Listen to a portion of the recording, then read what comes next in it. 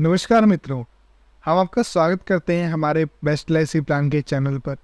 और मित्रों, आज मैं आपके लिए खुशखबरी लेके आया हूँ जिसमें कि जो एलआईसी के नए प्लान्स थे वो लॉन्च हो चुके हैं। लेकिन उससे पहले हम बात करेंगे कि कौन कौन से प्लान बंद हो चुके हैं और क्या क्या चीज़ें मॉडिफाइड की गई हैं प्लान्स में। आईआरडीए का नोटिस आया था सभी कंपनियों के लिए, जिसमें कि सभी कंपनियों को कुछ ना कुछ अपने प्लान्स में चेंजेस करने थे। तो जिसमें क्या क्या चेंजेस हुए हैं उसके बारे में हम बात करते हैं। सबसे पहले जो प्लान बंद हुए हैं उनके बारे में बात कर लेते हैं। वो है मनी बैक प्लान। 1/10/2024 को बंद कर दिए गए थे। अब जानते हैं कि जो चेंजेस हुए हैं वो क्या क्या हुए हैं। तो सबसे पहले जो आपका मिनिमम सम एश्योर्ड है वो अब 2 लाख रुपए कर दिया गया है। कई केसेस में आपको देखने को मिल रहा था कि 1,30,000, 1 लाख या 50,000 या 75,000 ऐसे आपको सम एश्योर्ड देखने को मिल रहा था। लेकिन अब एलआईसी ने मिनिमम 2 लाख रुपए का सम एश्योर्ड कर दिया गया है। अब वो सभी प्लान्स में एप्लीकेबल रहेगा। साथ ही साथ जो इसमें राइडर्स हैं उनमें भी कुछ चेंजेस किए गए हैं। अगर किसी ने क्रिटिकल इलनेस राइडर लिया होता था तो उसकी जो किस्तें थी वो माफ़ हो जाती थी अगर उसको कुछ सीरियस प्रॉब्लम होती थी जिससे कि वो अपनी जॉब पर ना जा सकता था। तो उस केस में उसकी जो किस्तें थी वो माफ़ हो जाती थी, बट अब ये हटा दिया गया है सभी प्लान से। साथ ही साथ एबीडीबी राइडर मिलेगा और ये कंपलसरी कर दिया गया है। इसको लाइफ इंश्योर के नाम से भी अब आगे जाना जाएगा।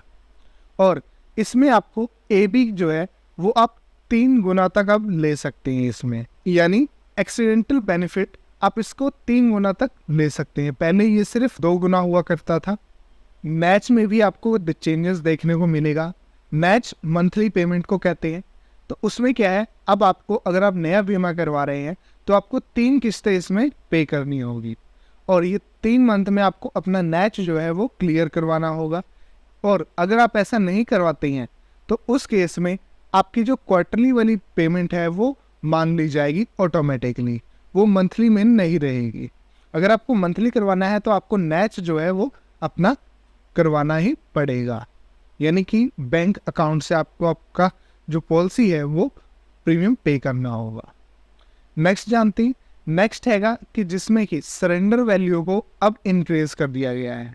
पहले आपको पता होगा 2 साल तक अगर आपकी पॉलिसी नहीं चलती है तो आपको सरेंडर वैल्यू कुछ नहीं मिलती थी, लेकिन उसको घटाकर अब 1 साल कर दिया गया है। और जबकि 2 साल के बाद भी अगर कोई इसको सरेंडर करवाता था पॉलिसी को तो उनको बहुत ही कम पैसे मिलते थे, लेकिन अब से वो वैल्यू भी बढ़ा दी गई है।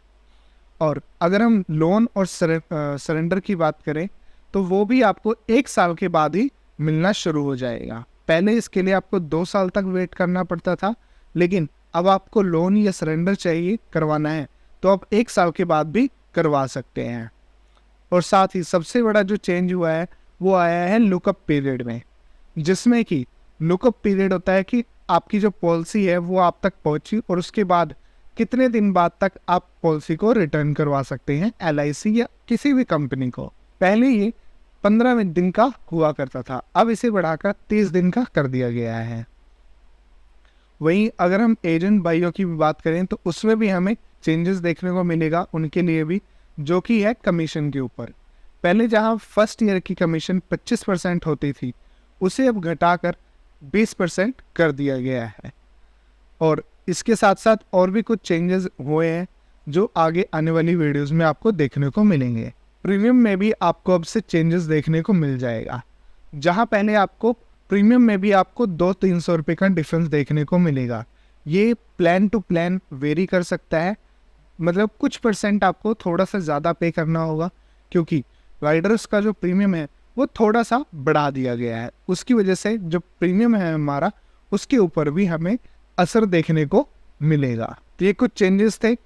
अगर ये वीडियो आपको इन्फॉर्मेटिव लगी तो अपने साथियों के साथ भी इसको शेयर करें। मिलते हैं नेक्स्ट वीडियो के साथ, तब तक के लिए धन्यवाद। जय हिंद।